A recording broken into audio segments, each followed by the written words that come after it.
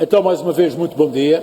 Estamos de regresso a este Fórum Indústria, sendo que, depois das apresentações que tivemos na primeira parte desta manhã, vamos agora falar diretamente com aqueles que são os representantes das empresas, trazendo já aqui um esclarecimento.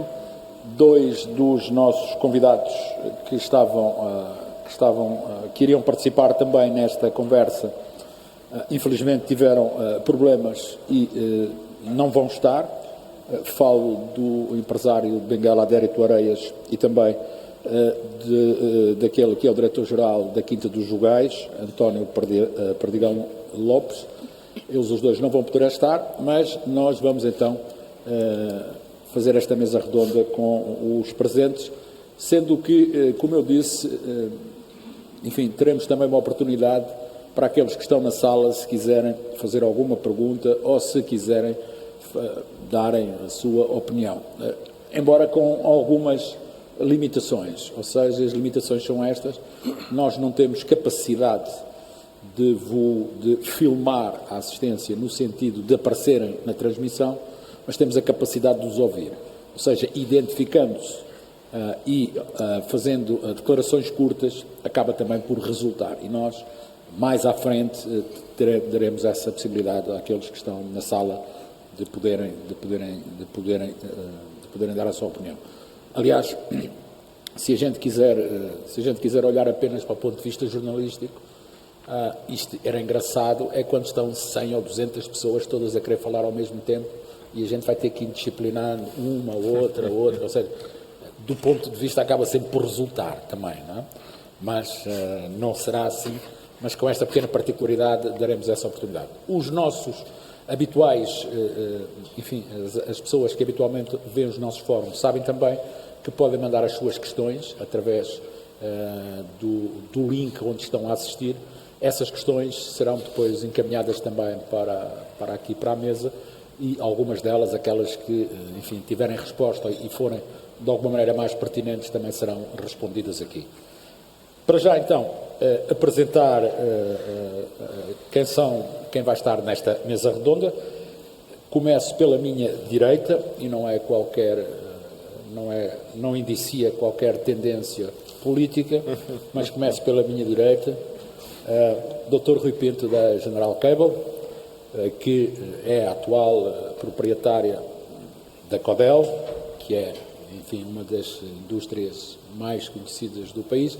É a mais conhecida no Cazenga, e no país também, são muitos anos de Codel, vamos também falar sobre isso.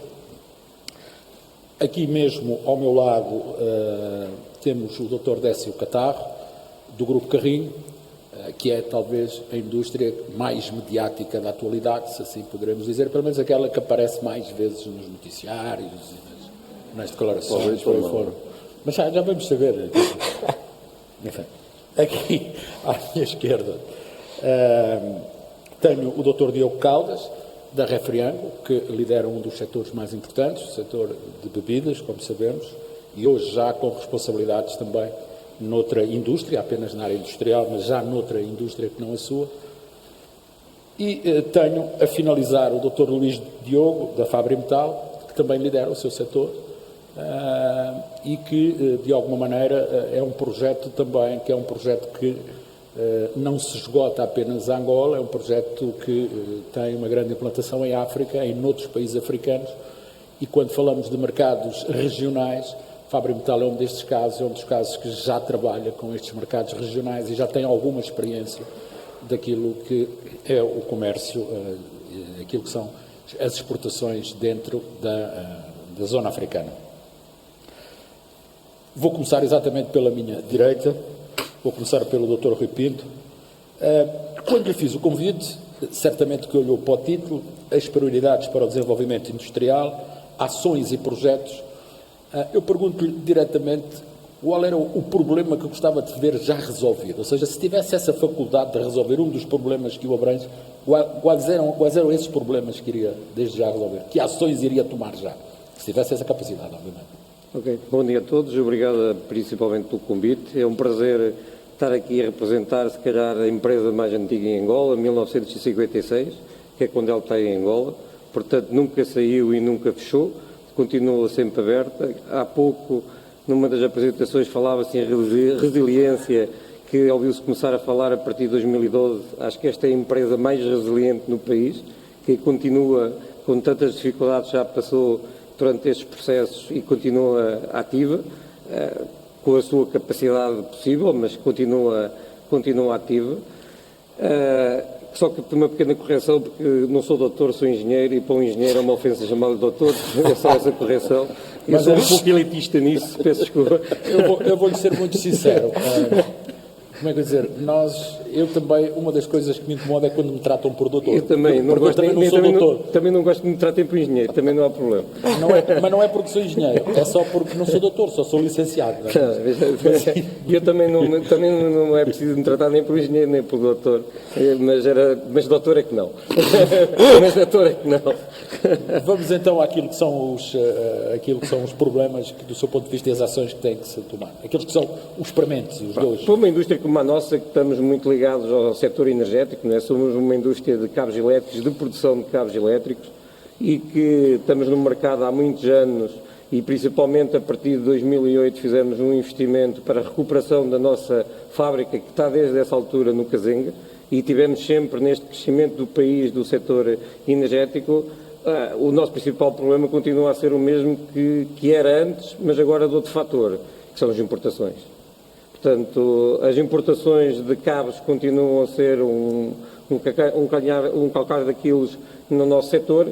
Principalmente hoje não nos queixamos das taxas, não tem muito a ver com isso, tem a ver com os projetos financiados. No fundo, a maioria dos projetos de volume no país são financiados externamente, depois são obrigados a incorporar uma percentagem muito forte desses países de financiamento, 30%, 40%, 50% de incorporação, e como em Angola, felizmente, já existe todo o setor de construção, mão de obra e muitos outros materiais de construção localmente têm outro peso em termos de quilos para poder transportar, esses sim compram-se em Angola e executam-se, os cabos e outros componentes importam-se, porque tem que haver essa invariante para importar, não é?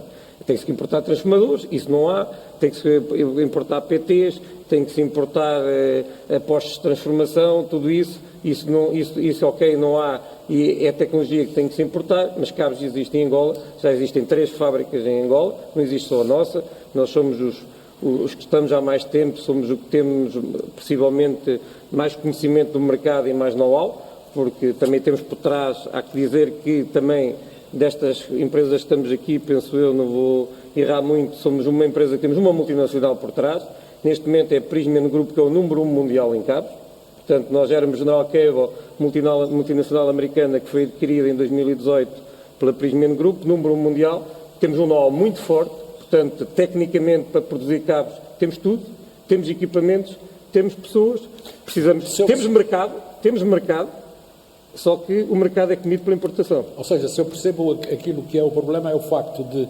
dentro da vossa área, grande parte dos projetos são feitos com linhas de crédito internacionais, e essas linhas de crédito internacionais exigem uma incorporação de mão de obra que toca no vosso mercado dos uma cabos. Incorporação de materiais, e depois vocês não conseguem concorrer e vender os vossos cabos. Mas têm capacidade de produção? Temos capacidade de produção. Nós temos 6 mil toneladas de capacidade de produção anuais, estamos a utilizar 25% a 30% dessa capacidade neste momento. Décio Catarro, na Carrinho, qual era o problema para resolver já? Enfim, dentro desta estrutura, que ação se tomaria desde já? Certamente não a mesma. Sim. Antes de mais, bom dia a todos. Mais uma vez aqui e muito obrigado pelo convite novamente. É sempre bom estarmos neste fórum e percebermos aquilo que é a realidade para, em conjunto, conseguirmos fazer algo para o futuro. Eu, antes de responder diretamente a essa pergunta, porque essa pergunta, no meu ponto de vista, digamos, segrega muito aquilo que é a minha visão para Angola em termos industriais. E isto porque hoje de manhã o Francisco Mascarenhas estava aqui a falar em 3 três questões que são faladas hoje em dia muito, que é a indústria, não é? Supply chain e o risco. E eu não posso estar mais de acordo com isso. Não posso estar mais de acordo que é aquilo que nós falamos, mas, na verdade, o que é que estamos a fazer para melhorar o âmbito industrial e, acima de tudo, o grande problema que existe, que agora respondo, é aquilo que se chama o supply chain ou a cadeia de abastecimento. O que é que quer dizer que a cadeia de abastecimento? Todos nós e todas as indústrias e todos os países a nível mundial passam por por este crescimento. Este crescimento em que dependemos do exterior, depende de fatores exteriores, de fatores internos, não é? E os dois em conjunto têm que se conseguir articular. A cadeia de abastecimento, hoje em dia, é algo que, mesmo por força das circunstâncias, durante os últimos 2 anos da pandemia e agora da guerra na Ucrânia, é algo que nós temos que repensar muito, muito sério e que levanta ainda mais aquela questão da oportunidade que a indústria tem nos países onde estão inseridos e na sua região limítrofe, ok? O sítio onde está a matéria-prima, não é? Exatamente, porque percebemos que esta coisa da globalização que falávamos desde sempre, hoje está posta em causa. Foi posto em causa por alguém, mas que nos deixa a pensar muito seriamente de que a resposta tem que estar cá dentro e menos lá fora. E, portanto, nesta questão, o que eu acho que acontece e que é importante é que, para nós melhorarmos esse supply chain, temos que melhorar uma coisa que se chama a integração vertical de todo o tecido industrial em Angola. E isso não está a acontecer ainda. E esse, para nós, é o grande problema. Mesmo há pouco disse que fala-se muito da Carrinho. Porquê é que se fala muito na Carrinho? Porque nós, para desenvolvermos um projeto que desenvolvemos desde 2014, com o arranque da construção em 2017 e inauguração em 2019, passámos por diversas dificuldades que nem por isso nos parou o projeto. Mas para isto o que é que tivemos que fazer? Tivemos que ir a todas, como se diz. Tivemos que ser construtores, ser os próprios projetistas das partes de processo, tivemos que ser os formadores das pessoas, tivemos que ser tudo. Tivemos que ser serralheiros, tivemos que ser mecânicos, tivemos que ser eletricistas. Porquê? Porque aquilo que eu chamo a integração vertical do tecido industrial não está feito. Nós estamos numa província, estamos em Benguela, como sabem, e ainda dificulta mais essa questão. Então, o apoio, o que eu faria, agora a resposta para terminar esta minha primeira intervenção, o que eu faria é o apoio às pequenas e micros empresas é muito importante. Sem elas, empresas como a nossa vai ter muita dificuldade. Ou então temos que desmultiplicar em esforços para conseguir fazer aquilo que temos feito até hoje de forma positiva.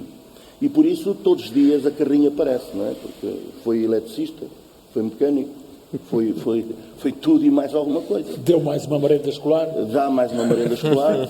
A responsabilidade social é muito importante nestas coisas. E, portanto, o que eu acho, para terminar esta minha primeira intervenção, é que claramente é muito importante que, acima de tudo, esta integração funcione e que nós deixemos de olhar só para os projetos da Carrinho ou da Refriango ou de outras grandes empresas que temos aqui hoje e outras que não estão cá, mas poderiam estar, mas sim também para o pequeno empresário, para a microempresa. São eles que vão depois sustentar tudo à volta para esta. E era para já isto que eu faria de imediato, apoiar essa Caro Décio, já trouxe aqui mais um tema. Começámos ali com a questão dos concursos públicos e com as obrigatoriedades que eles acarretam, integração vertical da indústria e agora, Diogo Caldas, A questão é a mesma nesta primeira volta, que é exatamente sobre isso. Que ações tomaria, que problemas, do seu ponto de vista e do ponto de vista da sua indústria, seriam, desde já, ou teriam de ter prioridade de resolução? Muito bem. João, antes de mais, muitos parabéns por mais um fórum. Muito obrigado pelo convite, por estar aqui presente. De certa forma, e olhando aqui para os últimos 10 anos de Angola e do mundo, não nos podemos esquecer que atravessámos uma crise do petróleo, começada aqui em 2014 e que afetou muito Angola, depois da crise do petróleo e o Covid e agora a guerra da Ucrânia com a Rússia. Ou seja, de certa forma, o que olhamos é que o mundo não é estável e que, de facto, olhando para o que o mundo nos traz, e Angola muito ainda dependente do mundo nas suas importações, acaba por sair muito afetada nesse ponto de vista. Eu acho, e temos vindo a falar muito sobre isso, o setor das bebidas, de certa forma, tem sido uma das fileiras mais desenvolvidas ao longo dos anos em Angola. Se olharmos para as bebidas há 15 anos atrás, grande parte das bebidas eram importadas. E houve um incentivo e houve, de certa forma, também uma aposta por parte de grandes industriais na altura para fazer o investimento, que se industrializaram, criaram as suas condições para produzir localmente e, de certa forma, aos poucos, criadas estas condições, permitiu, então, reduzir as importações e também depois haver um aumento da pauta aduaneira que ajudou, de certa forma, a terminar com estas importações e hoje grande parte do produto é produzido localmente. O que é que isto ajudou? E muito em consonância com a cadeia de valor, ou seja, que é o quê?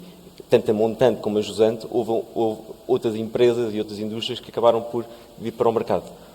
Ao longo dos últimos anos, e se olharmos aqui para os últimos 5 anos, grande parte, por exemplo, dos materiais de embalagens que nós importávamos, Refriang e outras indústrias do nosso país de bebidas eram importadas e hoje já podemos comprá-las localmente. Porquê? Porque empresas industriais de pré-formas, de cápsulas, de rótulos, caixas de cartão, de paletes de plástico, de grades de plástico, que até então eram importadas, com o abastecimento e com a necessidade que estas indústrias, bebidas, enchedoras de bebidas, criaram, puderam também elas, a montante, criarem as condições para o fazer. E eu vejo muito que isto é o fundamental para a diversificação e, claro, para a cadeia de valor e para a verticalização da cadeia, que é fundamental. E ajudando também empresas de transporte, empresas de serviços, e é um pouco isto que eu acredito muito que é necessário, ou seja, é o desenvolvimento de cada uma das fileiras e é preciso começar por onde? Pela redução das importações. O nosso país ainda é hoje um país que está muito dependente, como eu falava, do exterior, e isso afeta depois o próprio consumidor. Agora, neste momento, como nós vemos, vamos ser afetados pelos cereais da Ucrânia e da Rússia com preços altíssimos, que mais 20% ou 30%, que, por sua vez, afetam a parte das carnes de aves, carnes bovinas, e Angola ainda produz muito pouco nessa área. Mas tem todas as condições para o fazer. E por isso, se nós conseguimos criar todas estas condições e criar condições de fileiras, e é difícil, e quando falamos, por exemplo, da carne de aves, depois leva-nos ao tema das rações, mas é preciso começar, ou seja, é preciso começar por algum lado, criar incentivos para criar estas principais fileiras de produtos que ainda são hoje importados, como carne das aves, como o bovino, os óleos, vegetais, para depois ir, tanto a montante como a jusante, e desenvolver estas fileiras. Por isso, no meu ponto de vista, numa perspectiva da indústria, eu acho que o que é necessário é, sem dúvida, criar e definir muito bem o que é que são estas fileiras que nós temos que trabalhar a 3 e a 5 anos e criar os incentivos para os investidores que já estão no país e tentar atrair os outros, que é isso que é necessário em Angola, é dar a confiança a investidores para que possam vir para Angola fazer negócio e de certa forma é o que se tem tentado ao longo dos últimos anos, de alguma forma, mas que é preciso muito mais para que os grandes investidores apostem e as multinacionais venham para Angola criar.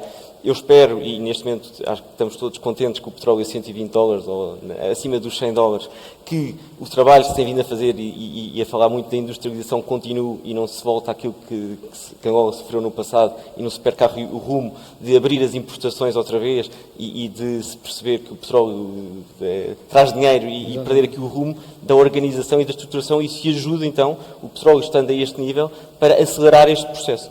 Por isso, eu acho que neste sentido estamos muito bem. No caso das bebidas, e respondendo à sua pergunta, nós temos o tema da concorrência desleal, que é um tema que nós temos vindo a falar enquanto AIBA, enquanto Associação dos Industriais de Bebida e também com todo o apoio da AIA. A indústria das bebidas é uma indústria que já está mais madura neste ponto de vista em comparação com as outras. Sofremos com pequenos industriais num ponto de vista de qualidade, de falta de fiscalização, de falta de normas que são necessárias implementar para que haja aqui um maior controle no setor alimentar para o mercado interno, mas também para a exportação. Porque para haver exportação não é só produzir produtos, mas é preciso produzir produtos com qualidade e por isso é preciso... preço. E com preço. Mas na perspectiva dos preços, Angola hoje, nós vendemos os produtos e comparativamente com outros mercados, e há pouco víamos na apresentação do Dr. Fernando, que há uma oportunidade muito grande aqui à volta de exportar. Angola produz e vende os seus produtos de bebidas muito baratos. É possível no mercado comprar refrigerantes a 12 cêntimos uma garrafa ou 15 cêntimos uma garrafa, a unidade. E já deixa-me perguntar, e já agora o que é que acha de pôr os selos nesses refrigerantes e nessas cervejas? Isto vem, obviamente...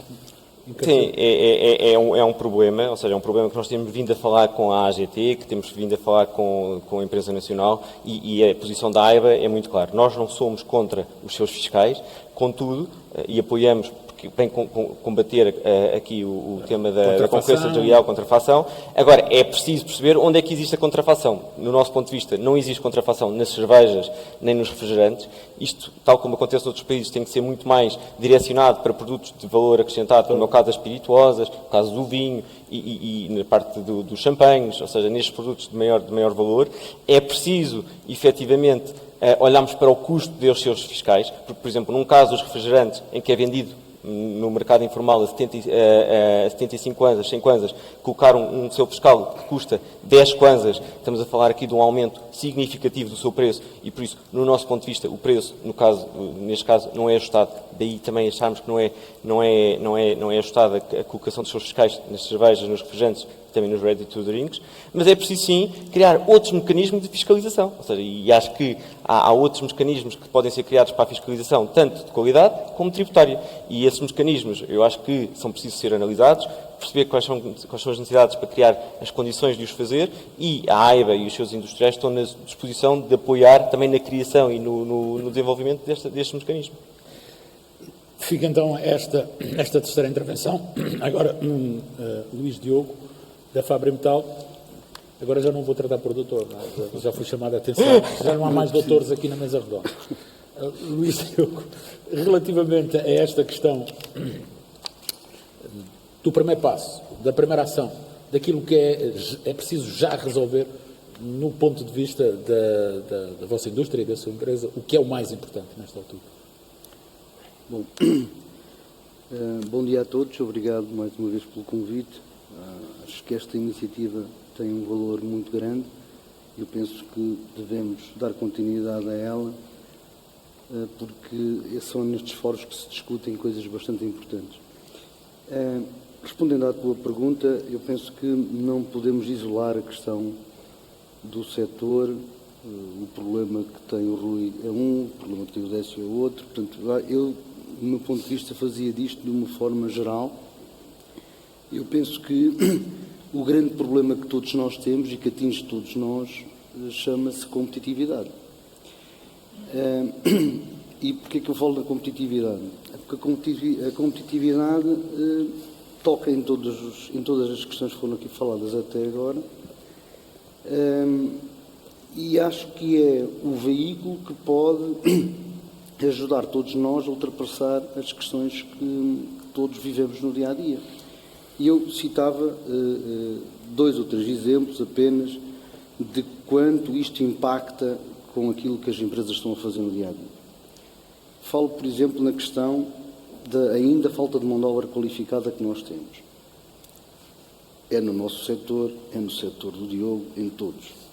E depois, apesar de termos mão de obra pouco qualificada ainda, temos ainda um problema que agrava isto, a obtenção de vistos de trabalho, que é uma guerra. Continuamos, depois de tantos anos, a falar Mas ali disso. o senhor da Apex disse que não há problema, há um departamento só para tratar disso. Portanto, eu penso que isto impacta na atividade de qualquer um de nós. Depois temos a questão da normalização. O Diogo falava há pouco na questão da concorrência. Efetivamente, se nós normalizarmos, nós vamos esbater a concorrência, porque estamos todos a concorrer em pé de igualdade.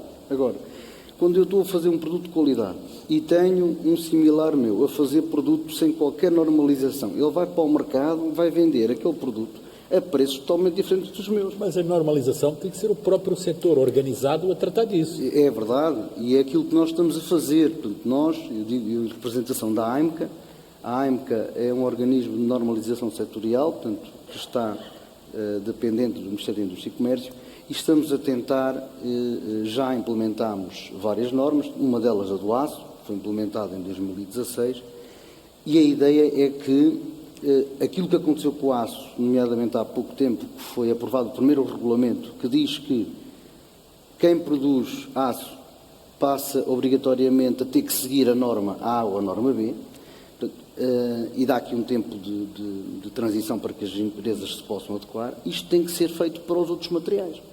Porque se isto for assim, acredito piamente que aqueles senhores que vendem produto não normalizado a preços totalmente diferentes dos nossos vão deixar de o fazer. E vamos estar, digamos, todos em pé de igualdade. E, por outro lado, também estamos a proteger vidas humanas, não é? Porque, nomeadamente no nosso produto, vender aço sem qualquer qualidade abaixo, não é? É muito complicado. A questão da normalização é algo que todos nós, eu penso que há muitos industriais que ainda não verificaram que aqui está uma oportunidade imensa, não só por via da concorrência, mas também verificar aqui uma oportunidade. O que é que nós hoje estamos a assistir? Estamos a assistir que a Europa tem que se virar para a África. Não tenhamos dúvidas. Portanto, e nós temos, como dizia o Décio, temos que encontrar a solução aqui. Nós hoje temos preços competitivos com qualquer país europeu. Ok, temos o efeito, digamos, da guerra que nos está a colocar nesta circunstância, mas é aqui que temos que aproveitar, temos que agarrar esta oportunidade para conseguir alavancar outros mercados. Portanto, eu penso que por via desta questão da normalização podemos ultrapassar muitas barreiras. Depois temos uma outra que impacta também, no meu ponto de vista, que é a relação Estado-empresa. Falava-se aqui há pouco das micro, pequenas e médias empresas. A administração tributária, no caso, não pode olhar apenas para as empresas em função do seu volume de negócios. Não é? E são sempre as mesmas a ser abordadas, são sempre as mesmas a ser inspecionadas. Isto tem que deixar de existir. Há empresas que contrataram pessoas só para... Eu já li isto e já me disseram. Contrataram pessoas só para lidar com a AGT, ou seja, tiveram que criar um posto de trabalho. Vão lá tantas vezes que tiveram que criar um posto de trabalho. É isto, não é? O problemático não é eles inspecionarem, porque acho que todos nós temos de estar disponíveis para prestar as informações, portanto, e acho que todos nós que estamos aqui têm contabilidade organizada, portanto, isso é perfeitamente lícito. Agora, a questão é, por que razão vão sempre aos mesmos? Portanto, e não vamos abrir, digamos, o Estado tem que olhar para as empresas como pessoas de bem. Nós queremos emprego, geramos rendimento, portanto, esta relação tem que ser diferente. E quando eu digo ser diferente, é depois, por outro lado, apoiar as micro, pequenas e médias empresas, que, por exemplo, no nosso caso, nós compramos, em média, 500 toneladas de sucata por dia. Ora, para nós, foi preciso reinventar. Nós tivemos que passar para o outro lado da barricada para começar a dizer às pessoas, tens de constituir uma empresa, tens de passar a fatura, porque senão não te vou pagar.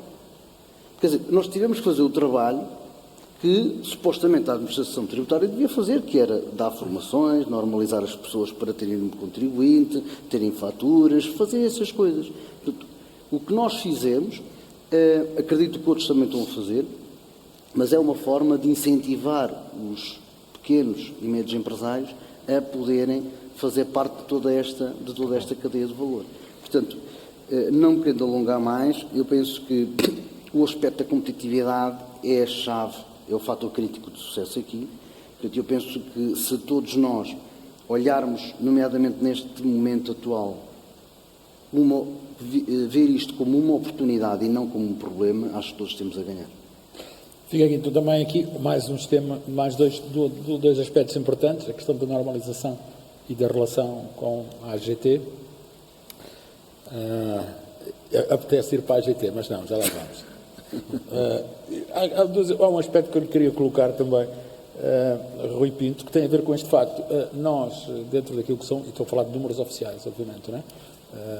Dentro daquilo que são os números oficiais, 2/3 das indústrias que estão registadas nunca funcionaram, ou seja, ou ainda não estão a funcionar, ou nunca arrancaram, ou têm problemas. Qual é a sua leitura de um facto destes? Eu penso que... Se me pudesse ajudar a compreender, não é? Uma vez que é industrial. conhecendo um bocadinho, se calhar, de algumas dessas indústrias que nunca chegaram a funcionar, muitas delas foram financiadas pelo Estado, não é? E estão nas zonas económicas especiais. Acho que foi um processo mal gerido, que foi realizado neste país, um investimento que se fez brutal nessa área, em indústrias que, à sua nascença, não tinham como funcionar. Eu visitei algumas dessas indústrias que tinham da nossa área. O equipamento que em 2008 eu cheguei cá e mandei para o lixo e pus outro, estavam instaladas sem estar a funcionar em 2014, similar ou pior. Portanto, eu penso que uma parte das indústrias, há uma parte desse número, que eu não conhecia o número, eu estou a ouvi-lo agora aqui, mas penso que vem muito desse setor. Os investimentos que foram feitos brutais nas zonas económicas especiais foi um falhanço, portanto é que estão quase todos à venda, não é? E estão a ser vendidos neste momento. Portanto, uma parte veio por aí. Eu penso que o industrial que veio por conta própria ou quis investir em Angola, pouco desistiu, pelo menos do conhecimento que eu vou tendo dos colegas de diferentes setores, que veio a pulso e que queria investir e queria abrir e queria fazer um produto diferente. Não desistiu muito, tanto é que ainda neste momento nota-se empresas. Não vamos falar da Carrinho outra vez pela dimensão que tem, que eu estive lá a semana passada a visitar, fiquei espantado com a dimensão da Carrinho, não é? Da Carrinho. Também fiquei espantado na localização onde está Carrinho.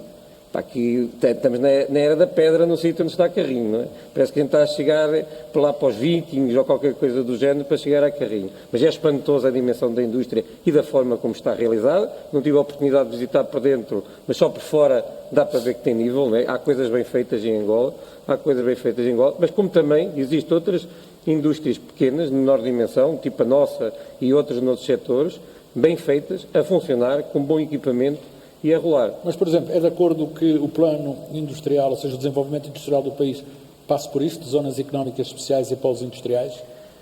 Para infraestrutura, porque para o resto tem que ser um privado a fazer. Para infraestruturas, tudo bem. Para infraestrutura, ter uma área localizada, já com infraestrutura feita de água e energia, para as indústrias se poderem implementar, 100% de acordo. Com edifícios, não. Porque muitas vezes não se faz, para uma indústria do aço, ou como a Carrinho, ou como a nossa, não se faz um edifício igual, para as três. Tem que ser edifícios totalmente diferentes, não é? Tem que ser totalmente diferente. Agora, infraestruturas como áreas já feitas de energia, água e estrada, completamente de acordo. Como indústria já implementada, com edifício e máquinas lá dentro e matérias-primas, não. É um falhanço, não é? Esta questão das infraestruturas... É preciso saber para montar uma indústria. Claro. E não se pode montar uma indústria com consultores. Ponto. Então monta-se com quem? Com gente que saiba, com engenheiros lá, com engenheiros que saibam agora. Com engenheiros que saibam montar. Eu vou guardar esta, que acabou de dizer que os consultores não sabem, não é? Mas eu vou guardar esta um dia. Montar indústrias não sabem. É preciso saber do produto. Para montar uma indústria, tenho a certeza que qualquer um que montou uma indústria que está a funcionar em Angola sabia do produto que estava a montar, que estava a colocar para funcionar. Tinha que saber do produto. Se não soubesse do produto, não há nada a fazer. Aqui é preciso saber mexer na coisa para fazer nascer uma indústria. Técio, deixa-me perguntar-lhe o seguinte, já foi aqui levantada a questão da mão de obra qualificada, a questão das pessoas, do fator humano, que no fundo é uma responsabilidade que tem que ser dividida entre o Estado, que tem que possivelmente ter outro sistema de educação, e também as empresas que têm que fazer formações específicas. Dentro daquilo que é a dimensão da Carrinho, este é um problema, ou não? É um problema e, para além daquele da integração vertical que falei há pouco, é tão importante ou mais a qualificação das pessoas, mas não só. Isso é muito importante e a qualificação das pessoas é algo que pode desequilibrar aquilo que é o sucesso ou não das indústrias. A tal competitividade, não é? E a tal competitividade também. Mas antes disso, antes de sermos competitivos, temos que existir, não é? E nós estamos neste momento num patamar a surgirem muitas empresas, e bem, muitas fábricas, não é? E quando eu falava há pouco da integração era exatamente isto. Nós começamos a ver vários pontos, tipo fábricas, a nascerem tipo cogumelos.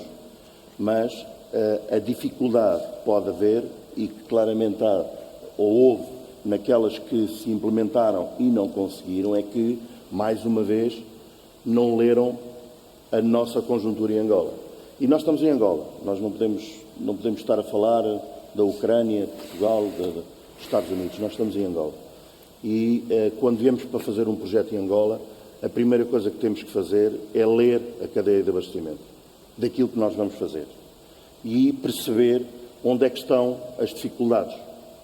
E a partir daí mitigar essas dificuldades e torná-las oportunidades. E essas dificuldades, que existem muitas em Angola, por vezes fazem com que os projetos se instalem, se comprem as máquinas, porque pensa-se que é só ter dinheiro e comprar máquinas e instalar, e como disse o Rui bem, não é bem assim. Nós temos que perceber o projeto na sua globalidade, qual é a cadeia de abastecimento que nós vamos trabalhar e, por fim, agora indo à pergunta, ter os recursos humanos com competências dadas. A grande dificuldade hoje que a Carrinho tem na área da indústria é exatamente essa. A Carrinho, mais uma vez, já fez a sua academia, estamos a trabalhar com as entidades, com as universidades, por forma a alavancar também nós, a partir de nós, essa formação técnica ou profissional. Porque é muito difícil em cerca de 2.000 pessoas que trabalham hoje naquele complexo industrial da Carrinho em Benguela, com 0,7% de expatriados, okay? Conseguirmos as eficiências e a tal competitividade que é necessário. Mas tudo isto é um caminho que se faz caminhando e, portanto, é muito importante, e aqui penso que ainda há alguma lacuna daquilo que é a estratégia em termos de educação e formação nas escolas públicas, em sintonia com aquilo que se está a fazer na realidade no tecido industrial. Está a falar de escolas técnicas? Estou a falar e de ensino técnico? Sim, exatamente. E mais do que tudo, a descentralização dessa formação e desse treino técnico. Porque nós vamos aqui a Agostinho Neto, como eu tenho lá técnicos, e conseguimos até relativamente bons técnicos, com uma formação ou outra, conseguimos pô-los num nível já bastante adequado. O problema é que nós, igual a Agostinho Neto, temos 2 ou 3 aqui em Luanda e no resto do país não temos, não é? E, portanto, a dificuldade torna-se ainda mais porque é que a Carrinho foi para o local onde está? Por causa da linha de comboio. Porque pensou na cadeia de abastecimento, não é? Porque pensou que o caminho de ferro para aquela indústria era essencial para, no futuro, ter a sua competitividade que falávamos há pouco. Então, onde é que vamos? Vamos para o meio do nada. Já podia ter uma estrada para lá chegar. Epá, podia, mas... Não era preciso ir por aquele caminho das pedras. Nós normalmente costumamos dizer, não estamos à espera que alguém o faça, nós fazemos. Mas também não chega para tudo, não é? Claro. E, portanto, vamos passo a passo, mas só para todos estarem tranquilos, a próxima vez, a partir de agosto, quando lá forem, já vêm a estrada. Então, no próximo fórum, já lá vamos fazer, no próximo fórum já há estrada. Só para terminar, em termos daquilo que é a formação, os recursos humanos é algo muito essencial. E nós, quando temos pessoas a trabalhar connosco, que muito importantes nessa perspectiva, porque nós achamos que a indústria em Angola tem que ser sustentada na mão de obra local. Ponto final, parágrafo. Com certeza que não o conseguimos fazer para amanhã, nem para depois de amanhã. Mas para isso é necessário ir buscar técnicos especializados ao exterior, estrangeiros, para virem connosco fazer isso. Mas também é uma realidade. Não é porque vem de fora que tem todo o direito de chegar e ser mais um. Porque para ser mais um temos cá muitos, não é? E, portanto, aquilo que é a nossa procura desses recursos humanos técnicos exteriores para virem, tem que dar o valor acrescentado, de forma a que essa pessoa, a equipa dessa pessoa, ou as equipas, daqui a amanhã, tenham a capacidade de serem autónomas. E, portanto, só assim eu vejo, na perspectiva da cadeia de abastecimento, na perspectiva da formação técnica, local e com certeza que cada um faz o seu trabalho, nós estamos a fazer o nosso e com certeza que todas as empresas estão a fazer o deles também em termos daquilo que é o apoio e o suporte e a formação dessa mão de obra. Agora, o Governo com certeza que terá que fazer o seu também naquilo que é a educação e a formação de base para que quando chega a nós, já daqui a 10 anos a gente esteja num patamar completamente diferente. Nós vamos dar uma volta na parte final, onde eu vou exatamente depois pedir a cada um que passe o recado ao Ministro. O Ministro passou o recado para nós, não o recado para o Ministro. O que é que a gente tem a pedir a ele? Mas é a última volta. Há aqui um aspecto importante que, enfim, falámos de mão de obra, normalização, competitividade. Já me disse, no caso da Refriang e das bebidas, estamos a falar de um produto que é competitivo à porta da fábrica, se assim podemos dizer, em termos de produção.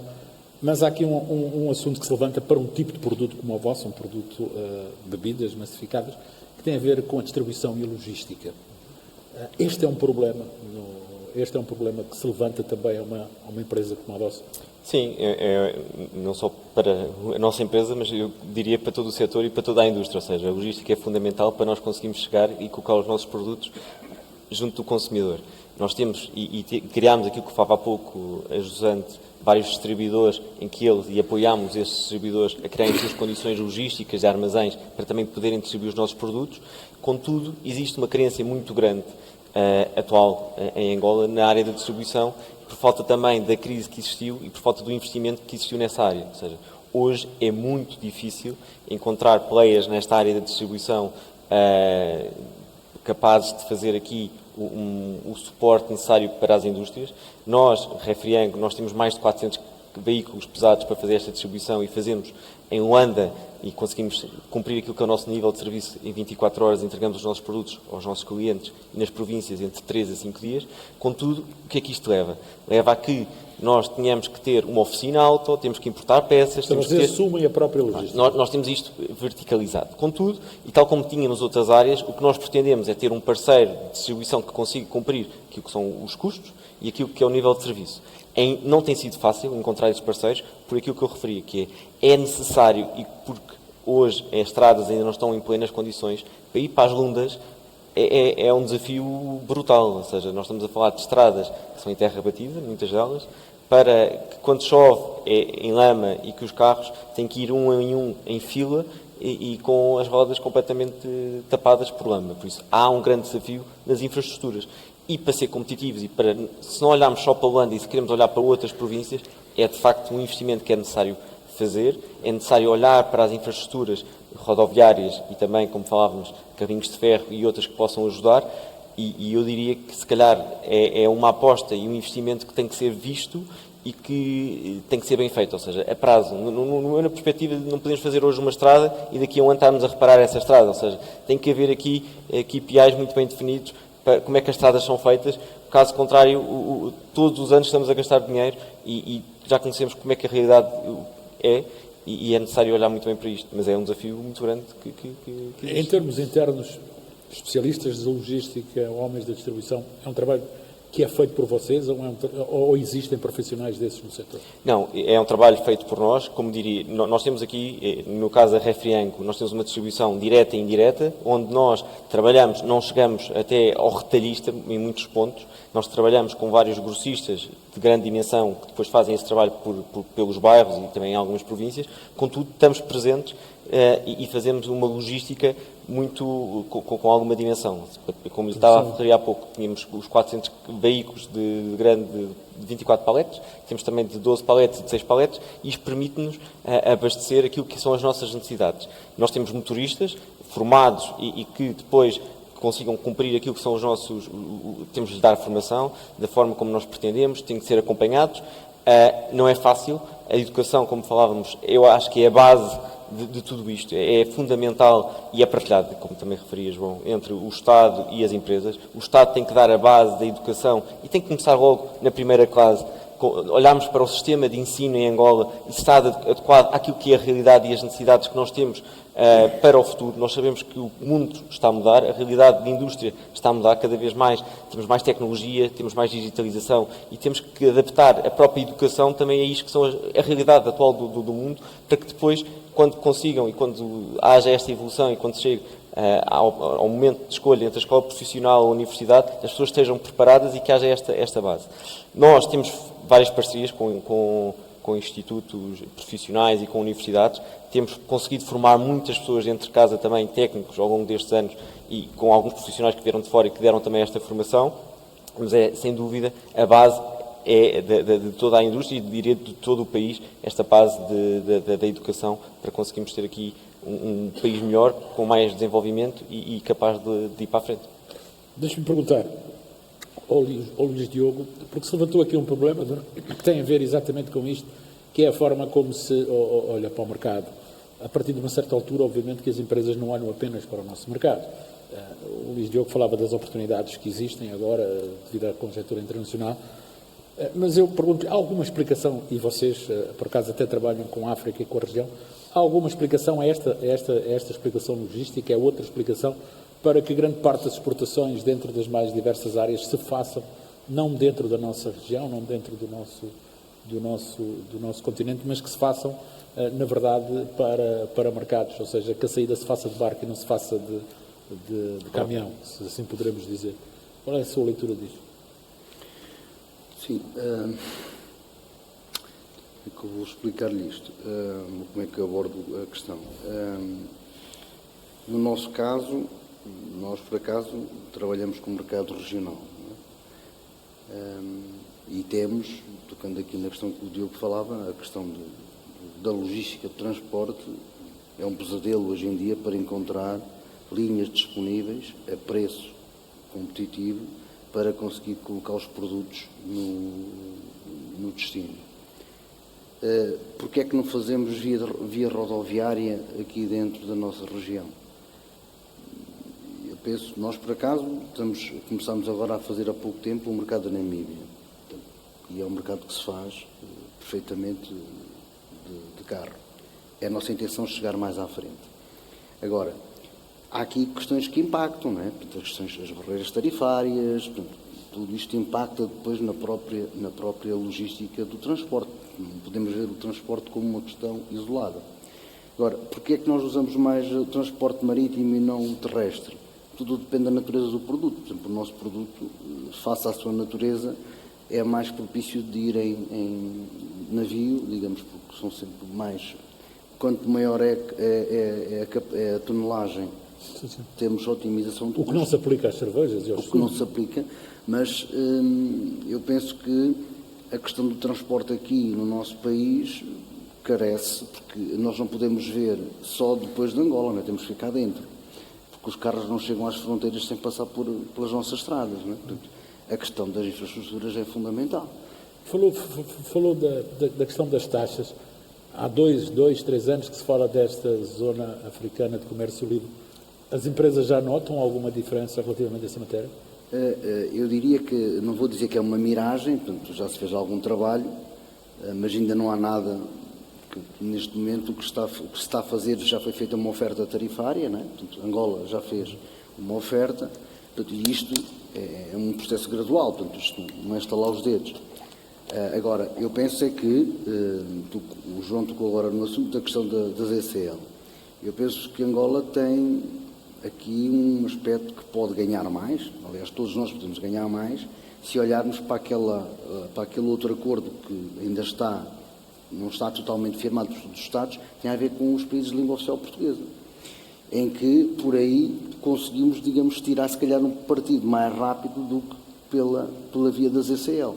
Porque a via das ACL vai ter que interagir com as outras zonas que já existem, portanto, vamos oferecer umas taxas, quando nós oferecemos temos de estar dispostos a que baixar também as nossas para que os outros possam entrar, portanto, mas é um processo demorado, portanto, mas vai ser bom para nós, portanto, isto é o caminho que nós temos todos por percorrer. Agora, ainda não sentimos, ainda não temos o efeito, digamos, na pele, digamos, de que isto já é uma realidade. Há aqui um aspecto importante que temos falado aqui ao longo da manhã, que são constrangimentos, ações, umas que são da responsabilidade das empresas, ou que terão de ser feitas pelas empresas, outras que terão de ser feitas pelo Estado, ou seja, terá de ser o Estado a tomar essa posição. E aquilo que eu lhe pergunto exatamente, Rui Pinto, é isso.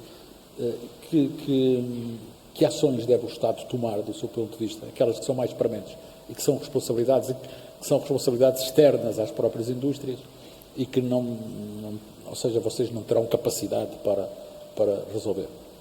Acho que já foi um pouco aqui falado, um pouco desses pontos. A normalização é um ponto fundamental, porque se queremos ser... Mas isso depende um bocadinho de vocês têm que fazer uma força, não é? Certo, mas depois tem que haver fiscalização. Claro. Mas depois também tem que haver fiscalização. Fiscalização, sim. Isso Depois tem que haver fiscalização, não é? Porque normalização, junto das associações, e como o Diogo disse, na associação que nós estamos os dois inseridos, já está a ser realizado um trabalho nessa área, tem que ser mais rápido e conclusivo para ser efetivo, mas depois tem que haver fiscalização. Se não houver fiscalização, não há nada feito.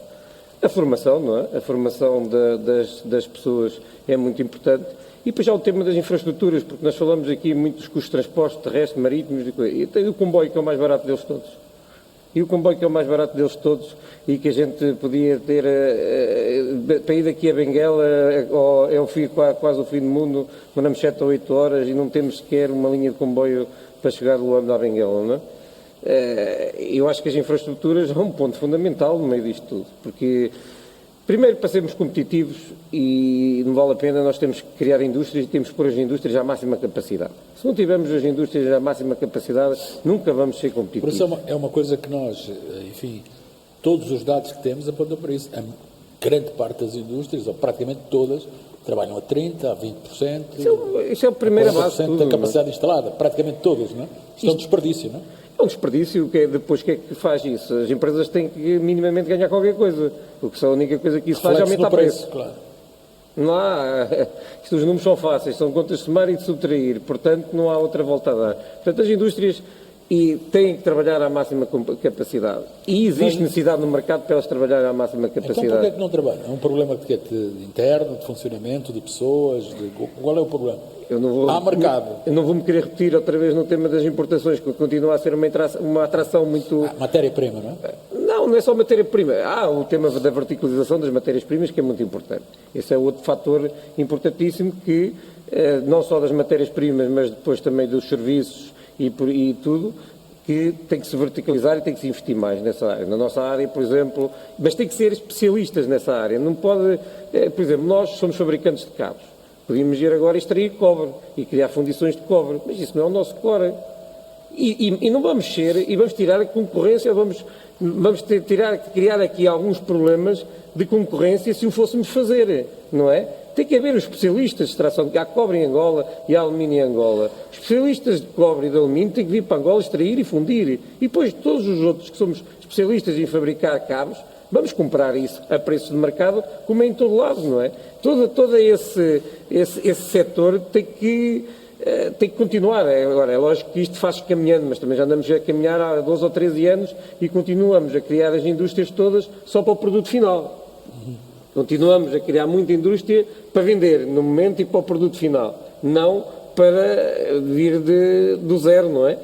Do zero, não é? Portanto, penso que falta um pouco ainda de tudo isto que é abrir as portas, penso que está a ser aberta a todos os setores de extrair, não é? Porque Angola tem muitas coisas para extrair e para produzir da terra, ou tirar da terra, digamos assim, e essas portas têm que ser abertas aos players internacionais que sabem do assunto, porque se não se abrir as portas aos players que saibam do assunto, vamos continuar a fazer coisas menos corretas, porque depois não vamos ter uma concorrência leal entre todos. Não vamos ter uma concorrência leal entre todos. Portanto, é importante abrir a porta aos especialistas de cada área para que eles possam explorar e o país poder crescer de baixo para cima e não de cima para baixo, como está a acontecer. Vocês têm esse problema também, que é, na verdade, esta integração de baixo para cima tem este problema. Por exemplo, era bom que pudessem comprar o trigo aqui, era bom que pudessem abastecer-se da totalidade de milho que precisam. Este setor produtivo empurra, inclusive, projetos industriais para a produção, como aconteceu com os têxteis, que caminham para a produção Claro. de algodão. Qual é a sua perspectiva relativamente a esta matéria? Eu vou repetir aquilo como iniciei, não é? Que é quando nós estamos a pensar projeto industrial, temos que pensar projeto industrial integrado. Okay? E no caso nós da Carrinho, como bem podem perceber, pelo menos pelas notícias que vão acontecendo no dia-a-dia, como se disse já aqui, a Carrinho pensou o seu projeto e pensa o seu projeto sempre de uma forma de uma integração invertida. O que é que isto quer dizer? Nós começámos em 2015 por fazer uma pequena fábrica de embalamento, de farinha, de fuba, de arroz, de feijão.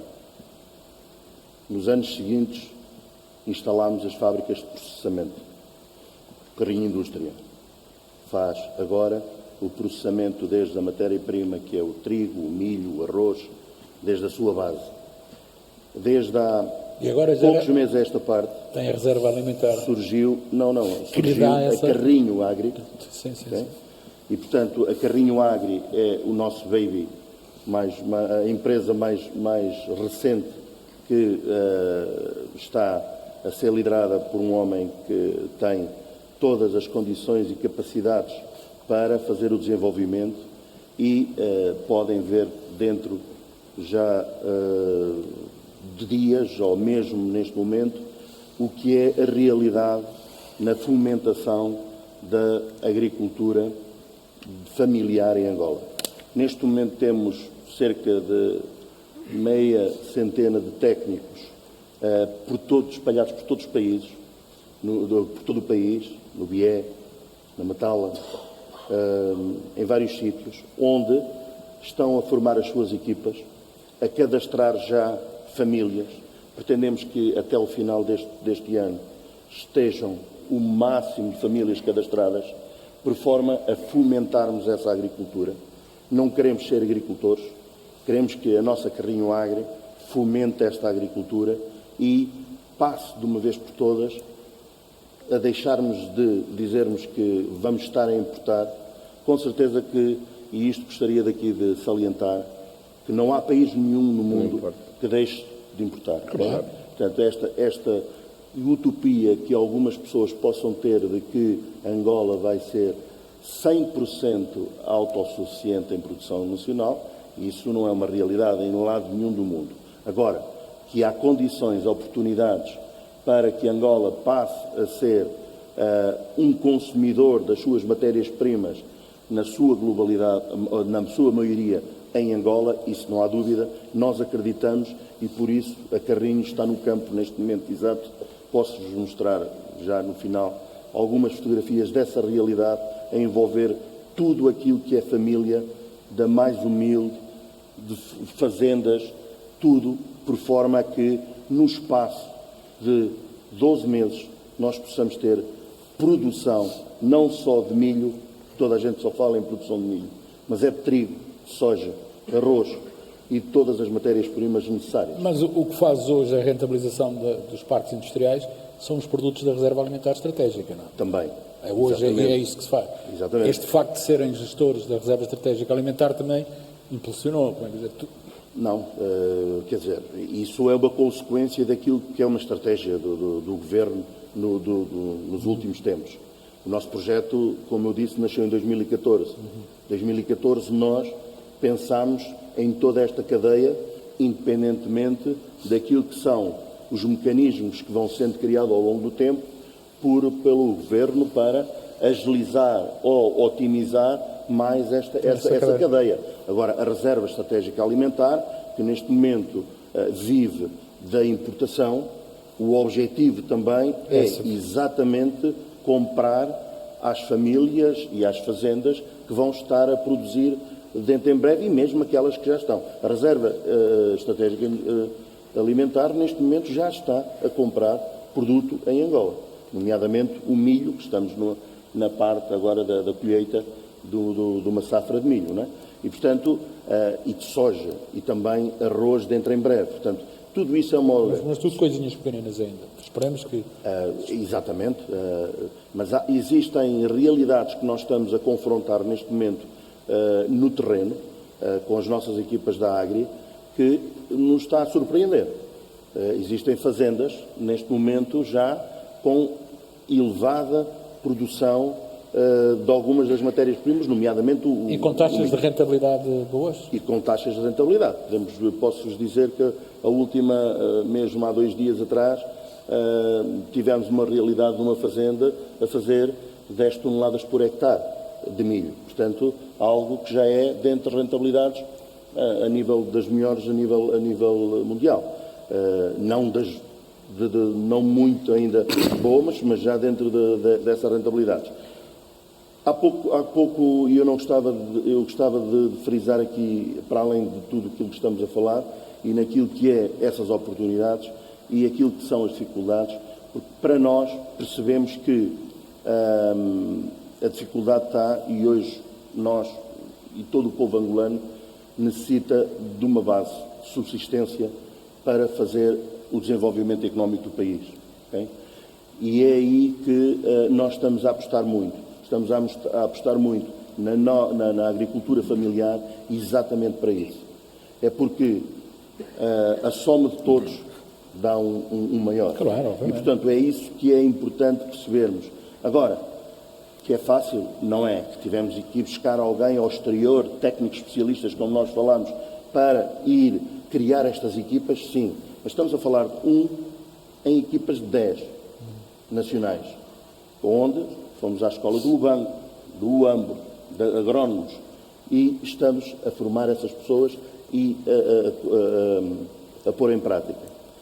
Só para terminar, naquela primeira pergunta que me falou relativamente à questão do Estado, não é? O que é que o Estado poderá fazer? Há aqui uma questão que eu gostaria também de desmistificar um pouco, que é, nós quando falamos em Estado, normalmente falamos em governo. Ou temos o nosso subconsciente a pensar em governo, ou não? Administrações municipais, administrações locais. Exatamente. Porque AGT, questão, enfim, é este Estado todo, não é? Exatamente. Porque uma questão é aquilo que nós falamos do governo em si. O governo faz leis, não é? Tem que fazer leis e tem que pôr.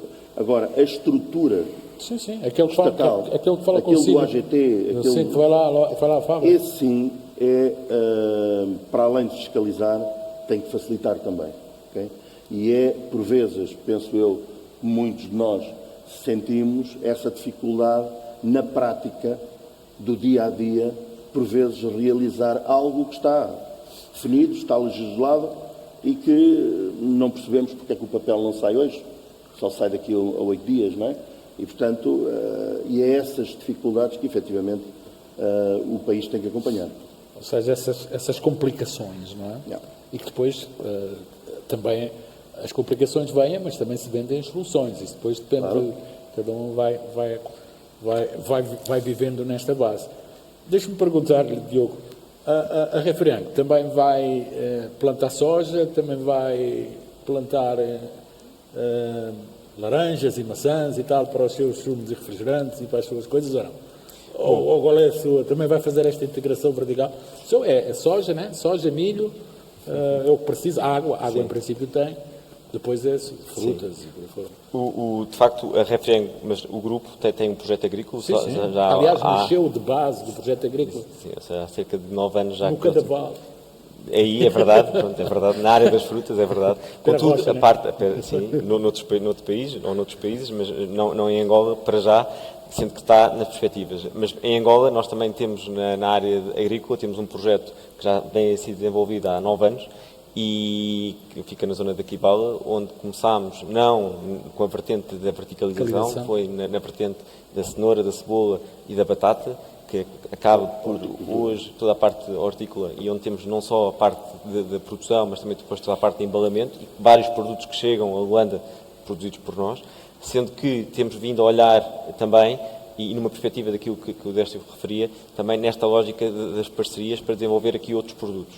A fazenda é uma fazenda com 5.000 hectares, nós olhámos porque uma das principais matérias-primas da cerveja é o milho, estamos a olhar para o milho, na vertente do grit, que depois é integrada na cerveja, uma pequena dimensão, sendo que o que pretendemos é, de facto, e nós temos uma perspectiva um bocadinho diferente, é de parceiros, ou seja, nós, tal como temos, por exemplo, nas pré-formas, em que o que nós fizemos foi o nosso fornecedor que tínhamos na Europa, conseguimos atraí-lo para ele investir e para ele ser especialista e focado na produção das pré-formas, e nós fizemos uma parceria para lhe darmos a tal confiança que é necessária para ele é uma empresa que está presente em muitos países, tem mais de 170 fábricas, e nós conseguimos atraí-lo para fazer este desenvolvimento deste produto aqui. Tal como agora fizemos com a Pascoal, que é o maior produtor ibérico na área dos lácteos, também uma parceria, porque o que acontece, e aquilo que eu referia no início, é necessário estes players internacionais terem aqui a confiança do país e muitas vezes esta instabilidade acaba por não os permitir. Estamos a falar do ambiente de negócios.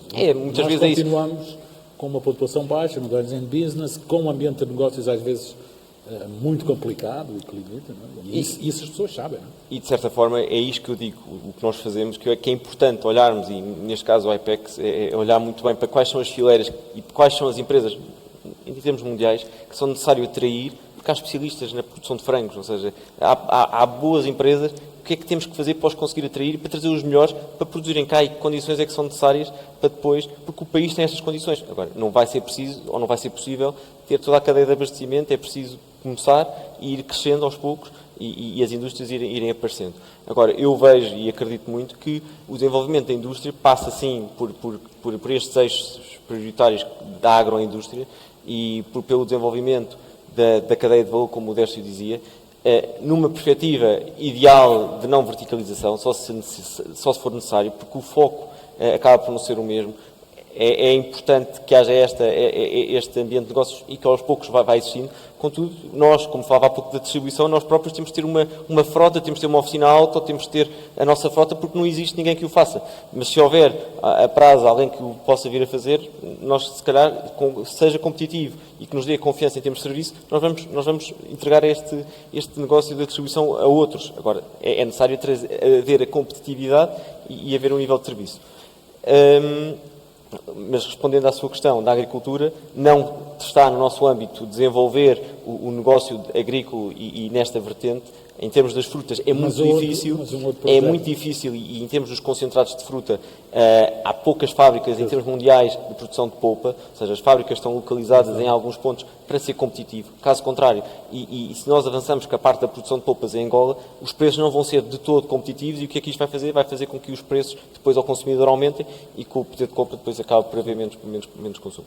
Por isso, não é essa a lógica e não está na nossa estratégia esse tipo. Agora, o tema do milho e arranjarmos parcerias nesse sentido, sim, e temos vindo a fazê-lo, e é um bocadinho esta lógica que queremos continuar o negócio em Angola e a desenvolvê-lo, porque acreditamos muito no país, já investimos bastante ao longo dos últimos 20 anos e queremos continuar a investir e atrair outros parceiros para que possam também eles investir e desenvolver o seu negócio.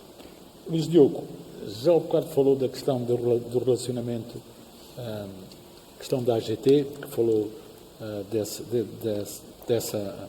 dessa agressividade, mas não é o único aspecto quando a gente olha para o ambiente de negócios. O ambiente de negócios continua a ser, e imagino que quando tem que explicar aos seus acionistas algumas das coisas que se passam no nosso mercado, eu imagino que este seja um tema, enfim, que muitas vezes eu direi que os industriais não gostam de falar publicamente deles, obviamente, mas que, na verdade, continua a ser talvez o maior travão para o desenvolvimento da indústria do país. Bom, assim, o ambiente de negócios acaba por ser um bocado isto que estamos aqui a discutir, né? A mão de obra, aquilo que já falámos, portanto, enquadra-se aqui nisto. No nosso caso, eu tenho a sorte de ter, digamos, no caso da Fábrica Metal, representantes do capital estão cá, portanto, e conhecem a realidade, tenho essa sorte. Agora, aqueles que não têm, é complicado, porque o que hoje é verdade, amanhã deixa de ser, não é? Portanto, nós hoje estamos a dizer uma coisa convictos que vai acontecer e depois, por A, por B, por C, não aconteceu. Mas, efetivamente, o ambiente de negócios continua, de certa forma, a comprometer, mas eu penso que já falámos aqui das infraestruturas, eu dou-vos um pequeno exemplo. Nós estamos e se calhar somos daqui dos presentes, eu sou o único que estou no Polo Industrial de Viana, onde, quando chove, temos que ir de 4x4. Não é? Portanto, mas ali ao lado na zona, o Rui ali ao lado na Zé, falou há bocado ali na Zé questão não é preciso isso, não é? em que tem uma zona totalmente infraestruturada. Portanto, ok, foi uma opção errada, porque a maior parte das indústrias estão no PIV, estão em Viana, não estão na zona económica. Eu não estou a dizer que aquilo que foi feito na zona económica foi mal feito, agora se calhar devia ser a ter feito primeiro no PIB. Porque nós continuamos com muitas dificuldades estruturais. Portanto, são coisas pequenas, mas impactam na nossa atividade. Nós temos que ter um caminhão para ir buscar água, temos que... Quer dizer, pequenas coisas que eu não sou apologista de verticalizar tudo, nós temos que nos focar naquilo que sabemos fazer, o resto temos que terceirizar. Portanto, essa é a minha forma de estar. Até estimula outros empreendedores. E estimular outras atividades. Agora, não podemos escamotear isto, não podemos dizer que não temos os esgotos normais dentro do saneamento básico, não existe. Quer dizer, isto tem que ser resolvido. Agora, eu vou dizer ao contrário, não vamos deixar de só dizer que existem dificuldades e vamos encontrar, como eu dizia há pouco, neste novo paradigma que todos estamos a viver, encontrar aqui oportunidades. Porque mesmo assim, com estas questões todas, conseguimos ter oportunidades. Ou seja, produto competitivo, capacidade de venda externa, claro, rentabilização e investimento de empresa, é isso, não é? É isso. E acho que todos nós, acho que temos capacidade neste momento de fazer isto. Luís, se o meu filho me dissesse que queria ser industrial em Angola, eu aconselho ou não? É assim, ou digo-lhe ele, não, vai jogar a bola, vai para o Petro, não? Se calhar é mais fácil jogar a bola, mas é assim. Ser Ronaldo. Mas se calhar, o problema é que eu digo isto, acho que todos os industriais que estão aqui presentes sabem disto. Há que ter visões de médio e longo prazo e não de curto prazo. E o problema, muitas das vezes, é que a malta ainda olha muito para o curto prazo. Mas isso é comércio, não é indústria. A indústria é outra coisa. Não é? Mas atenção, há bocado o Décio dizia que estavam a nascer várias coisinhas aí. Não é? Eu percebi o que é que ele quis falar. Sim. A questão é quando nós vemos isto uma oportunidade, mas de curto prazo e não estamos a ver a médio e longo prazo. E o verdadeiro industrial tem que olhar a médio e longo prazo, não pode olhar no curto prazo, porque no curto prazo não retira nada, não acrescenta valor. Aqui algumas questões aqui dos nossos internautas e depois também já vou deixar a sala, se quiser colocar alguma questão. Aquelas que não têm indicação específica, eu escolho. A quem é que pergunto? Alguns são direcionais. Vou começar pelo Rui Pedro. Rui Pedro. É o Lutumba Simão, que é mestre em administração, que nos pergunta: é um facto que há escassez de recursos humanos?